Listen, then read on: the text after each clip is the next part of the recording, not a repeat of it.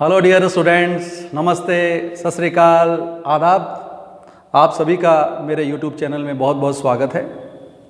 आज मैं आपको कंटिन्यूस टेंस सिखाने जा रहा हूँ, जिसमें हम सबसे पहले प्रेजेंट कंटिन्यूस, फिर पास्ट कंटिन्यूस और फिर फ्यूचर कंटिन्यूस टेंस सीखेंगे। इससे पहले हमने इंडेफिनेट टेंस सीखे हैं, प्रेजेंट का इंडेफिनेट, पास्ट का इंडेफिनेट और फ्यूचर का इंडेफिनेट। तो और इसी तरह से इस कड़ी में हम सबसे पहले प्रेजेंट कंटिन्यूस टेंस सीखेंगे। लेकिन इससे पहले मैं चाहूँगा कि जिन लोगों ने मेरा चैनल सब्सक्राइब नहीं किया है, चैनल को ज़रूर से सब्सक्राइब कर दें, और अगर वीडियो पसंद आए तो उसको लाइक और शेयर ज़रूर कर दें। तो शुरू करते हैं प्रेजेंट कंटिन्यूस।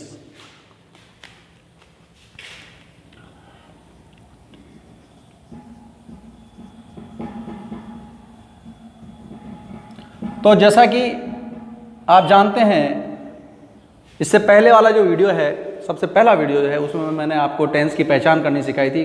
कोई भी वाक्य है उसको आप देख करके आइडिया लगा सकते हैं कि कौन से टेंस का वाक्य है। जैसे मैंने आपको बताया था, प्रेजेंट का जो पहचान होती है वो है होता है जो होता है वो प्रेजेंट का सूचक होता है, और कंटिन्यूस जो होता है उसका सूचक या उसकी पहचान होती है रहा, रही, रहे, और प्रेजेंट का है।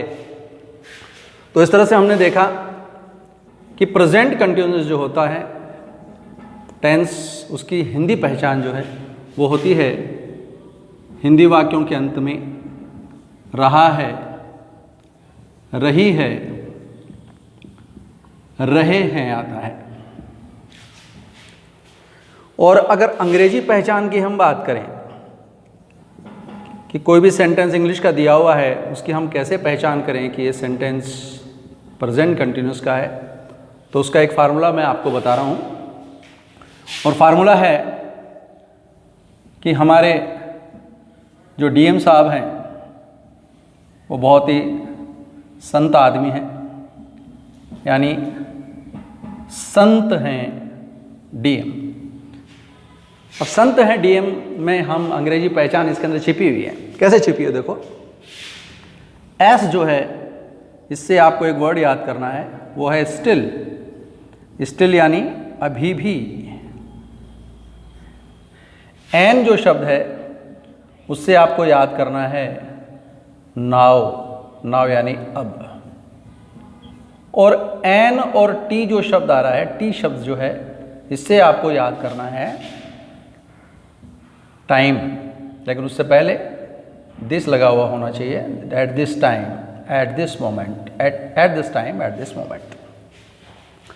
ए से एट दिस और टी से टाइम, एट दिस टाइम। तो इस तरह से हमने देखा संत जो शब्द है, संत जो वर्ड है, उससे अंग्रेजी पहचान बनी है, एस से स्टिल, एन से नाउ और ए टी से एट दिस टाइम। आगे चलते हैं डीएम।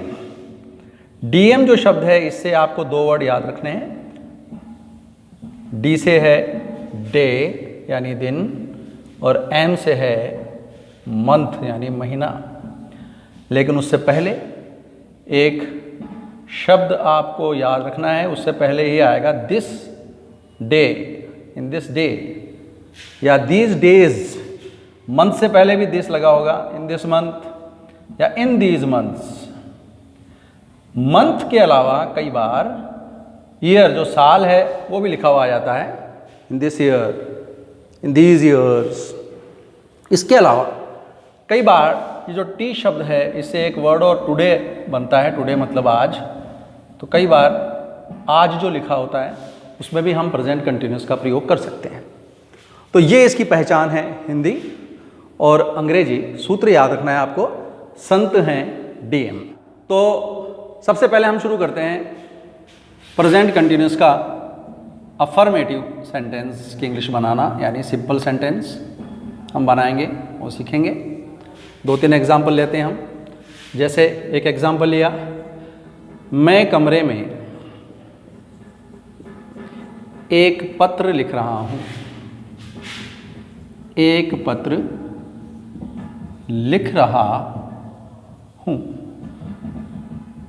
तो देखिए, प्रेजेंट कंटिन्यूस की पहचान जैसा कि मैंने आपको बताई है, रहा, रही, रहे, किसी भी क्रिया के अंदर। जैसे लिखना एक क्रिया है उसमें अगर हम रहा, रही, रहे जोड़ देते हैं और है जोड़ देते हैं तो प्रेजेंट कंटिन्यूस बन जाता है। लिखना, लिख रहा है, लिख रही है। देना, दे रहा है, दे रही है, दे रहे हैं। बनाना एक क्रिया है, बना रही है, बना रहे हैं। तो इस तरह से आप रहा, रही, रहे जोड़ करके वाक्य को कंटिन्यूस बना सकते हैं। दूसरा वाक्य लिखिए, देखिए, वह जन्मदिन मना रहा है। मेरी मां हलवा बना रही है। तो इस तरह से आप बहुत सारे सेंटेंस हिंदी के बना सकते हैं क्रिया में रहा, रही, रहे जोड़ करके। अब देखो इसका पैटर्न क्या होता है।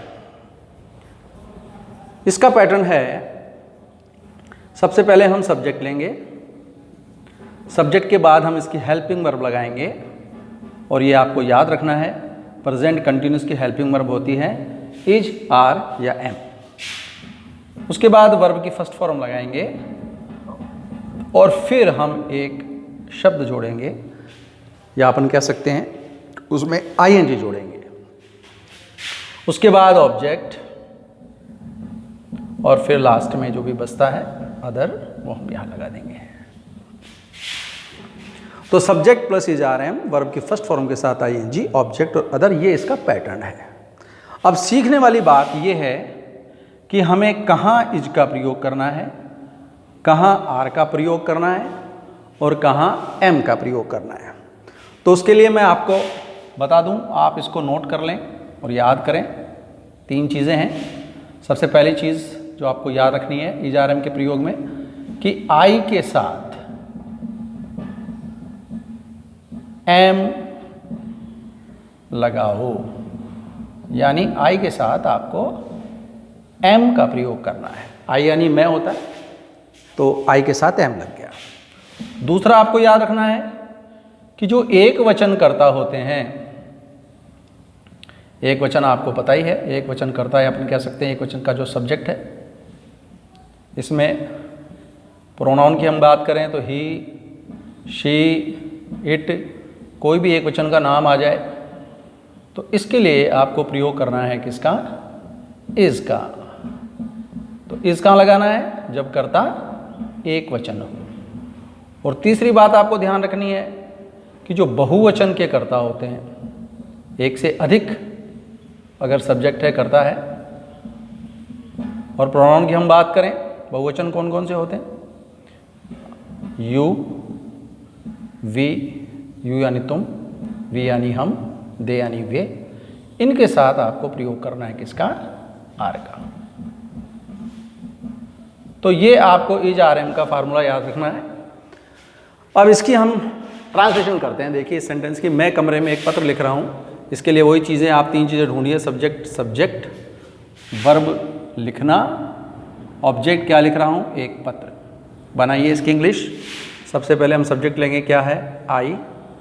इज, आर, एम में से क्या लगेगा, आई के साथ, अभी बताया मैंने, आई के साथ क्या, एम का प्रयोग करेंगे। वर्ब है लिखना, लिखने को इंग्लिश में कहते हैं राइट। एक चीज़ का आप ध्यान रखिए, जिस वर्ब के अंत में ई लगा हुआ होता है, जब हम उसमें आईएनजी जोड़ते हैं तो ई को हटा देते हैं। यानी राइटिंग में हम ऐसे लिख रहे हैं WRITING, ना कि TEING। ऑब्जेक्ट लिया हमने, एक पत्र, ए लेटर, और बच क्या गया, कमरे में, इन द रूम। क्या इंग्लिश बनी भाई, I am writing a letter in the room. आगे चलिए, वह जन्मदिन मना रहा है, सब्जेक्ट है वह यानी ही। अब देखिए ही एक वचन है, इसलिए किसका प्रयोग करेंगे हम, इज का, एक वचन के साथ इज का प्रयोग करेंगे, ही इज। वर्ब मनाना, मनाने को इंग्लिश में क्या कहते हैं, सेलिब्रेट। उसके साथ फिर हम क्या जोड़ देंगे, ING। क्या ये सही है, नहीं, क्योंकि अभी मैंने आपको बताया कि जिस वर्ब के अंत में ई है तो ING लगाते समय हमें उस ई को हटाना है। सेलिब्रेटिंग, ऑब्जेक्ट क्या मना रहा है, जन्मदिन यानी बर्थडे। क्या इंग्लिश बन गई? He is celebrating birthday. मेरी माँ हलवा बना रही है भाई। मेरी माँ सब्जेक्ट लो, माई मदर। अब देखो यहाँ सब्जेक्ट एक वचन एक बहुवचन, एक वचन है मेरी माँ, तो माई मदर इज। वर्ब बना रही है मेक, मेक आइए जोड़ेंगे, ई हटा देंगे, मेकिंग। ऑब्जेक्ट क्या बना रही है? हलवा, हलवा यानी पुडिंग। एक सेंटेंस और देखिए, क्योंकि हमने आर का प्रयोग नहीं सीखा है। हम आज स्कूल जा रहे हैं। हम आज स्कूल जा रहे हैं। इंग्लिश बनाइए, सब्जेक्ट लिया हम, वी। अब क्योंकि वी बहुवचन है देखिए, तो किसका प्रयोग करेंगे? Are, we are. वर्ब जाना, गो, क्या जोड़ देंगे? ING, going, we are going. Object इसमें है नहीं, लेकिन कहाँ जा रहे हैं? स्कूल, टू स्कूल, उसको ऑब्जेक्ट की जगह लिख देंगे। बाकी क्या रह गया? आज यानी today. We are going to school today. तो इस तरह से आप सेंटेंस बनाइए, नए नए वर्ब लीजिए और रहा रही जोड़ते हुए बनाइए। अगर कुछ समझ में नहीं आया तो आप मुझे कमेंट बॉक्स में पूछ सकते हैं। अगला प्रकार हम सीख रहे हैं, तो अगले प्रकार का वाक्य देखिए, नेगेटिव है यानी नकारात्मक वाक्य है। इसके दो एग्जाम्पल देखिए। वे मैदान में क्रिकेट नहीं खेल रहे हैं। जैसा कि मैंने आपको पिछले वीडियोज़ में बताया था कि नेगेटिव सेंटेंस होते हैं, उसमें नहीं का प्रयोग होता है। वह मंदिर में भजन नहीं गा रहा है, इसमें भी अगर आप देखें तो नहीं जुड़ रहा है। और इसका पैटर्न मैंने आपको सिखाया है। सब्जेक्ट और हेल्पिंग वर्ब जो होती है इज आर एम, उसके जस्ट बाद हम क्या लगा देंगे? नॉट लगा देंगे। वर्ब की फर्स्ट फॉर्म आईएनजी, ऑब्जेक्ट और अदर, वही नियम रहेगा। बनाइए इसकी इंग्लिश। वे मैदान में क्रिकेट नहीं खेल रहे हैं, तो देखिए सब्जेक्ट लिया हमने दे, वर्ब क्या है? खेलना, लेकिन उससे पहले इज आर एम का प्रयोग करेंगे। दे क्योंकि बहुवचन है इसलिए हम लगा देंगे आर, उसके बाद नॉट, उसके बाद वर्ब है खेलना, प्ले, आईएनजी जोड़ दी, प्लेइंग। ऑब्जेक्ट क्या है? खेल रहे हैं। सवाल पूछा क्या नहीं खेल रहे हैं? Cricket, CRICKET, cricket. और शेष क्या रह गया? मैदान में यानी in the ground. They are not playing cricket in the ground. आगे देखिए, वह मंदिर में भजन नहीं गा रहा है। सब्जेक्ट वह, वर्ब क्या है? गाना, ऑब्जेक्ट क्या नहीं गा रहा है? भजन, शेष क्या है? मंदिर में। बनाइए। ही, इज आर एम में से क्या लगा? ही बहुवचन नहीं है, एक वचन है, तो क्या प्रयोग करेंगे हम इसका? ही इज, फिर नॉट। वर्ब है गाना, गाने को सिंग कहते हैं, SING सिंग, आईएनजी जोड़ दी, singing. He is not singing. Object क्या है? क्या नहीं गा रहा है? भजन, ये ऑब्जेक्ट है अपना। और शेष क्या रह गया? इन टेम्पल यानी मंदिर में। तो इस तरह से आप नेगेटिव सेंटेंस बना सकते हैं। और नॉट का प्रयोग कहाँ करना है? हेल्पिंग वर्ब के जस्ट बाद में। अगले प्रकार का वाक्य देखते हैं। अगले प्रकार का हम सेंटेंस लेते हैं। अगले प्रकार का सेंटेंस है इंटेरोगेटिव यानी प्रश्नात्मक वाक्य। और प्रश्नात्मक वाक्य की पहचान मैंने जैसे कि पहले वीडियोस में जो अपने जो पिछले जो वीडियोस गए उनमें मैंने आपको बताया है, शुरू में क्या लगता है और लास्ट में प्रश्नवाचक चिन्ह। दो एग्जाम्पल मैंने आपको बताया, जैसे क्या तुम आम खा रहे हो, शुरू में क्या आ रहा है, लास्ट में प्रश्नवाचक चिन्ह। क्या सरला अब खाना पका रही है, रही है आ रहा है, प्रश्नवाचक चिन्ह आ रहा है, शुरू में क्या आ रहा है। बनाने का पैटर्न, सबसे पहले जो अपनी हेल्पिंग वर्ब है इज आर एम वो हम शुरू में रखेंगे। सब्जेक्ट, वर्ब की फर्स्ट फॉर्म के साथ आईएनजी, ऑब्जेक्ट और अदर, और लास्ट में क्वेश्चन मार्क। इस पैटर्न से हम इन दो सेंटेंस को ट्रांसलेट करते हैं। क्या तुम आम खा रहे हो, लेकिन उससे पहले हम दो तीन चीज़ें ढूंढ लें। सब्जेक्ट तुम, वर्ब है खाना, ऑब्जेक्ट क्या खा रहे हो, आम। सबसे पहले हमें इज आर एम लगाना है, और ये किसके हिसाब से लगेगा, सब्जेक्ट के हिसाब से। सब्जेक्ट कौन है, तुम यानी यू, और यू एक वचन है बहुवचन, बहुवचन की श्रेणी में आता है, इसलिए हम बहुवचन है इसलिए क्या लगाएंगे, are. Are you, are you, verb है खाना ईट, उसके साथ आईएनजी जोड़ेंगे ईटिंग। ऑब्जेक्ट क्या खा रहे हो, आम, mango, question mark. Are you eating mango. अगला सेंटेंस लीजिए, क्या सरला अब खाना पका रही है? सब्जेक्ट सरला, वर्ब पका रही है, ऑब्जेक्ट क्या पका रही है? खाना, शेष अब। सरला के हिसाब से हेल्पिंग वर्ब क्या लगी? क्योंकि सरला एक वचन है इसलिए इज लग गया। फिर सब्जेक्ट हमने लिया इज सरला, वर्ब पकाना कुक, आईएनजी जोड़ी कुकिंग, ऑब्जेक्ट क्या पका रही है? खाना यानी फूड, शेष क्या रह गया? अब यानी नाउ, लास्ट में क्वेश्चन मार्क। क्या इंग्लिश बनी? Is Sarla cooking food now? तो इस तरह से ये हुआ हमारा इंटेरोगेटिव यानी प्रश्नात्मक वाक्य। अगले प्रकार का सेंटेंस लेते हैं हम, और अगले प्रकार का सेंटेंस है इंटेरोनेगेटिव यानी प्रश्नात्मक नकारात्मक। यदि प्रश्नात्मक वाक्य के बीच में नहीं और जोड़ देते हैं तो वो इंटेरोनेगेटिव हो जाता है। जैसे क्या वे सच नहीं बोल रहे हैं?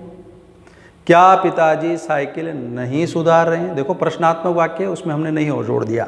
तो इसी तरह से अगर हम प्रश्नात्मक वाक्य जो है इंटरोगेटिव जो हमारा पैटर्न है उसमें अगर हम नॉट और जोड़ देते हैं तो वो इसका सूत्र बन जाता है। नॉट हमें लगाना है सब्जेक्ट के जस्ट बाद में।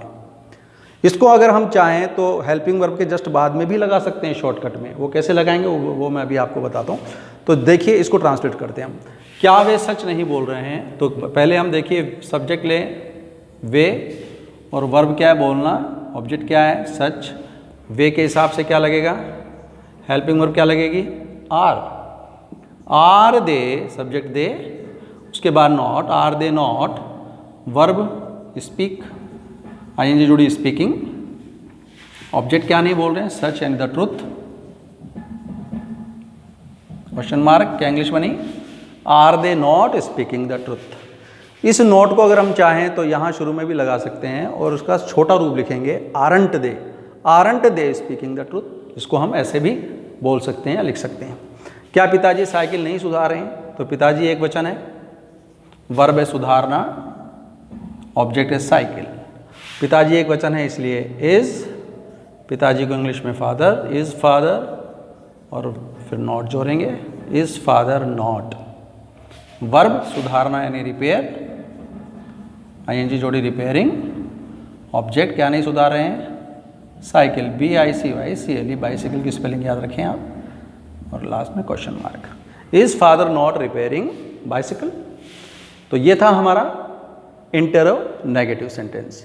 आखिरी प्रकार का वाक्य हम लेते हैं और वो है WH या हाउ। अगले प्रकार का वाक्य लेते हैं हम, वो है WH या हाउ से शुरू होने वाले वाक्य। जैसे तुम यहाँ क्या कर रहे हो? इसमें देखिए प्रश्नवाचक चिन्ह आ रहा है, इंटरोगेटिव, और क्योंकि इसमें WH का शब्द आ रहा है क्या, तो WH वाला शब्द आ रहा है तो WH का वाक्य हो गया ये। तुम यहाँ क्या कर रहे हो? मोहन कहाँ जा रहा है? इसमें अगर आप देखें तो WH का वर्ड आ रहा है कौन सा? कहाँ, लास्ट में क्वेश्चन मार्क आ रहा है। वे यहाँ कैसे? WH का शब्द आ रहा है हाउ, क्वेश्चन मार्क आ रहा है। तो इस तरह से आप वाक्य की पहचान करिए। इसका पैटर्न WH या हाउ वर्ड हमें शुरू में लगाना है। पिछले वीडियोज़ में हम सीखते आ रहे हैं। ERM यानी हेल्पिंग वर्ब, उसके जस्ट बाद लगानी है, फिर सब्जेक्ट, वर्ब की फर्स्ट फॉर्म के साथ ING, ऑब्जेक्ट और अदर, लास्ट में क्वेश्चन मार्क। बनाइए, तुम यहाँ क्या कर रहे हो? पहले वही चीज़ें आपको ढूंढनी है तीन। सब्जेक्ट क्या है? तुम। वर्ब क्या है?